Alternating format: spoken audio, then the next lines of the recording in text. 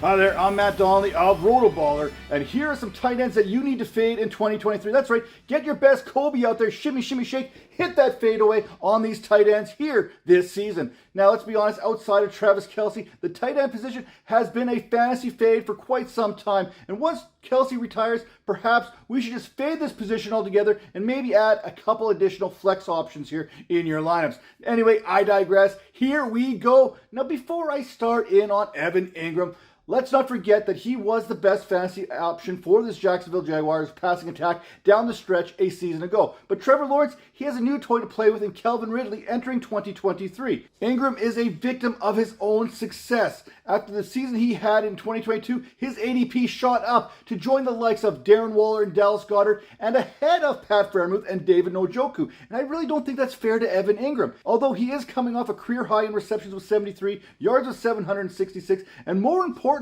he played a full 17-game season. With Ridley joining Christian Kirk, Zay Jones, not to mention Travis Etienne, who we are hoping is going to become a bigger factor in the passing game, those targets are likely to take a hit. That is not great news for a tight end whose ADP is already jumping the moon. Full disclosure, if you are a rookie tight end, I'm sorry, I'm fading you in redraft leagues. It's simple as that. Yes, I am looking at you, Dalton Kincaid. Hey, I get the hype. Buffalo could end up using him more as a slot receiver than an actual true tight end. Another reason we should probably get rid of the tight end position itself. Anyway, I keep coming back to it. I should stop right now. We've seen both Gabriel Davis and Dawson Knox. Remember him? Simply disappear from week to week in this Bills offense, as the only consistency happens to be Josh Allen and Stephon Diggs. Now, Kincaid, he may give you some big weeks. I get that, but he's going to disappear at times as well. Remember, he is still a rookie. I fully expect that the Bills are going to be playing plenty of 12 personnel, which means that both Kincaid and Dawson Knox are going to be on the field at the same time playing fantasy football tight end roulette.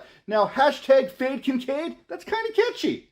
Another tight end that I am fading here in 2023 is Dalton Schultz. He makes this list simply because he is going from Dak Prescott to CJ Stroud. It's not that Stroud is a bad quarterback, but Prescott, he loved himself some Schultz in that passing game for the Dallas Cowboys. In fact, in 19 games Schultz played with Prescott, CeeDee Lamb only outscored the tight end by 1.4 fantasy points per contest and had 13 touchdowns between 2021 and 2022. If you think that level of efficiency is going to follow from Dallas to Houston, I think you're sadly mistaken, especially considering that we're dealing with a rookie quarterback this season. We are talking 28 touchdowns thrown by Dak Prescott to tight ends over the last 4 seasons. Schultz's splits with and without Dak Prescott as his quarterback since 2020. In 33 games with Prescott, he has 15 touchdowns and averages 47.9 yards per contest. In the 15 games without, he's only got 2 touchdowns and averages just 27.9 yards per game. Now, first, I want to say that I love Chigoziem,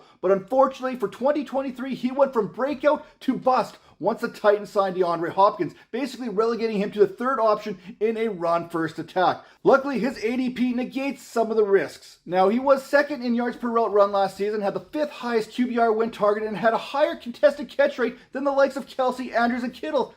You know what? I think I might be falling in love all over again. Okonkwo was targeted on more than 25% of his routes last season, but DeAndre Hopkins, he wasn't a Titan last season. At tight end 11, I think you're going to have to pass on him for the likes of a Tyler Higbee, whose ADP is tight end 16. And finally, Kmet, he got paid. In fact, apparently, the Bears value him more than the Raiders value Josh Jacobs or the Giants value Saquon Barkley. This is even more impressive considering his 50 receptions were fewer than Josh Jacobs and Saquon Barkley, but he did have 544 yards. Chicago, they did add DJ Moore to go along with Darnell Mooney and last season's in-season acquisition of Chase Claypool. Moore is going to get his targets, as will Darnell Mooney. Claypool looks healthy, and the last time that we saw Claypool and Fields healthy on the field at the same time, Claypool holding 5 passes against the Packers in the first half. We all remember the Jimmy Graham era in Chicago, where he basically tapped Kmet off in the red zone and vultured those red zone targets.